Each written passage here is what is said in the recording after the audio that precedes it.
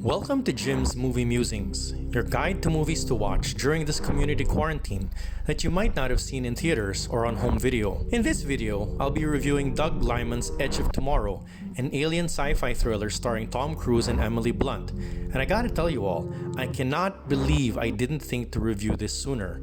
Come to think of it, I can't believe I didn't think of reviewing it first. I mean, this is a movie about a guy who lives the same day over and over and over again for an undetermined period of time. It's basically an action version of Harold Ramis's modern classic Groundhog Day starring Bill Murray, and is, if I may say so, a bit of a modern classic in its own right. In the film, the Earth is under attack by an alien race known as the Mimics, who have humanity's back against the wall.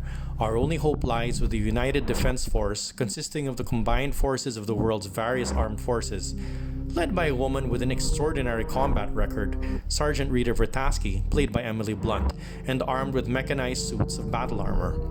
Captain William Cage, played by Tom Cruise, who used to run his own public relations firm before the invasion, is content to continue his job as a global armed forces PR until his commanding officer, General Brigham, played by Brendan Gleeson, orders him to cover the conflict from the front lines as the army plans a massive assault the next day on the beaches of France in the hopes of ending the war.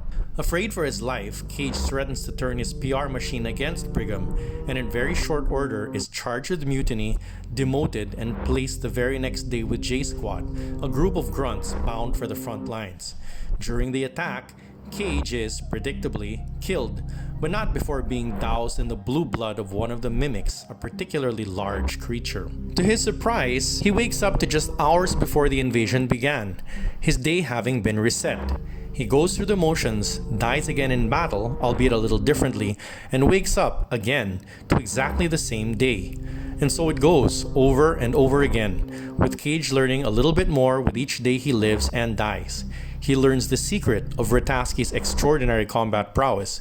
He learns the real secret of the Mimics and why he's living the same day over and over again. And if he lives and dies enough times, he may just learn how to actually beat the Mimics once and for all. I missed this when it came out in theaters, partly because I was extremely busy with work at the time, and partly because Warner Brothers seriously dropped the ball on marketing this movie. I mean, Tom Cruise was one of the closest things to a sure thing at the box office in the pre-coronavirus days. But this movie, despite great reviews and a healthy afterlife on home video, couldn't even clear $500 million at the global box office in its theatrical run. Anyway, I discovered it on cable TV, and man was I hooked. I loved the action, the inherent humor in living a day over and over again, and Tom Cruise just being utterly game about doing just about every stunt he could legally be allowed to do, and probably a few he couldn't. It is supremely entertaining. Also, if there was ever a movie that we can all of us relate to at a time when the days are all starting to bleed into one another, it's this one. The phrase, "On your feet, maggots!" has basically been burned into my memory from the many times I've seen and thoroughly enjoyed this movie, which I will watch any day of the week, including Sundays, over even the best made of Cruise's many Mission Impossible movies. The running jokes, the eye-popping visual effects, and the superbly choreographed stunts just make it worth watching over and over again. Doug Liman, who broke into the big time with The Bourne Identity and cemented his action movie cred with Mr. and Mrs. Smith, did a really bang-up job on this film, as did the incredibly talented crew he assembled.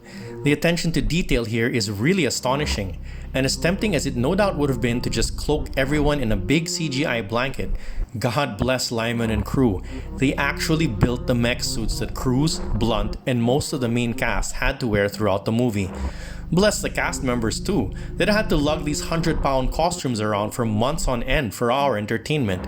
In particular, I love Emily Blunt's clearly anime-inspired character, who walked around with a helicopter blade as a sword almost half a decade before Marvel's Thanos did. It is a heck of a fun ride, and now that every day I wake up seems exactly like the last day, I laugh a little harder at the inherent humor in William Cage's situation. Now, in all seriousness, this movie might not go down well with everyone right now, especially those who've lost loved ones to the coronavirus pandemic. I mean, in the movie, as in real life, humanity is basically at war with a seemingly unstoppable force.